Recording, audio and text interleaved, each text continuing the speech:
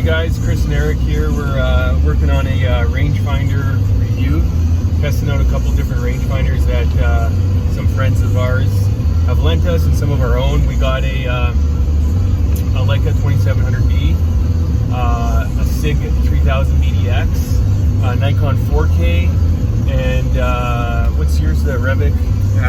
Revic BR4 from Gunworks, and then the Vortex Fury 5000 That's ABs. Right.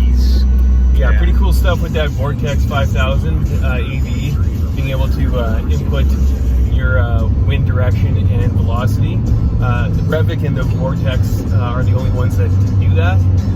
We have a couple different classes of rangefinders. Obviously, some of these are binocular rangefinders, and some of these are just monocular rangefinders.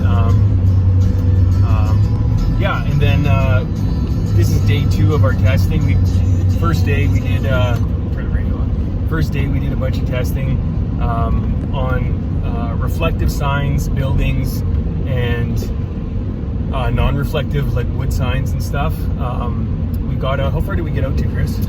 So the farthest reading we took was 2,586 meters.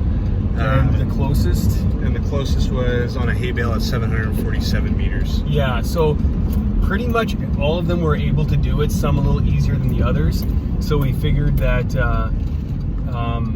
for the day 2 of testing, we want to test what would be more realistic. Realistically, buildings and signs and such have higher reflectivity than game does. So I got an old deer head in the back, as you can see, and we're gonna screw it onto a fence post and try ranging that and see if the smaller size and the less reflective fur compared to some of the other objects you're ranging will make a difference, and how much. Yeah, and then we'll just talk about our overall preference and feel of the different rangefinders. So, hey guys, this is how we set up our deer about 6 feet off the ground, and we did it that way just to ensure that we would only laze the deer and nothing else. Here's the position in our truck with a game changer over the window, trying to get as stable as we can.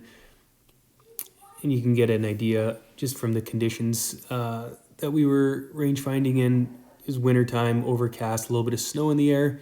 This first rangefinder is the Vortex Fury 5000. See, there's a little snow in the air.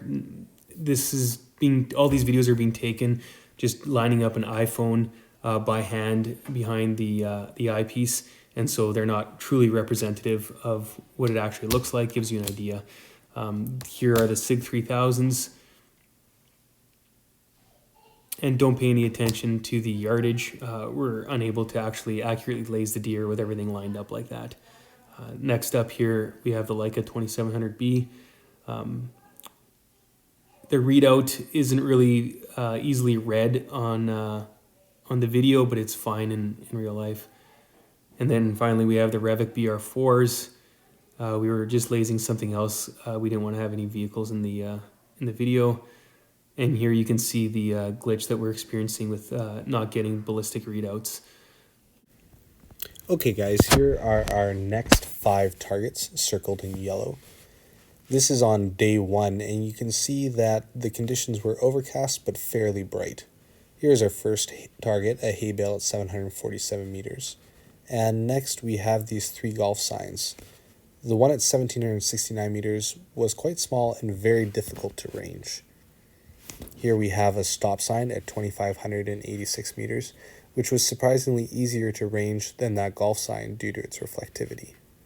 Here is our chart with the 6 different rangefinders listed along the top and all of the targets listed on the left. The way to read this chart is each box has a score between 0 and 5. The score of 0 means that out of 5 attempts, none of those attempts were successful in providing a reading on the target.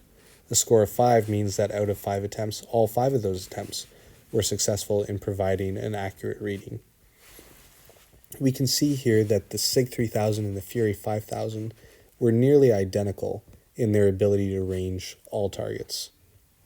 The Kilo 4K probably is in second place for raw power, but the Revic BR4 did better on the cows and deer which should be of note for hunters looking to range animals at distance. The Leica 2700B was a little bit disappointing in its ability to range, but it should also be noted that it was the only rangefinder to get a reading on the Gulf sign small at 1769 meters. This is likely due to its tight beam divergence. So for hunters who need to be able to range something with very little background noise or false positives, the Leica 2700B may be a good choice.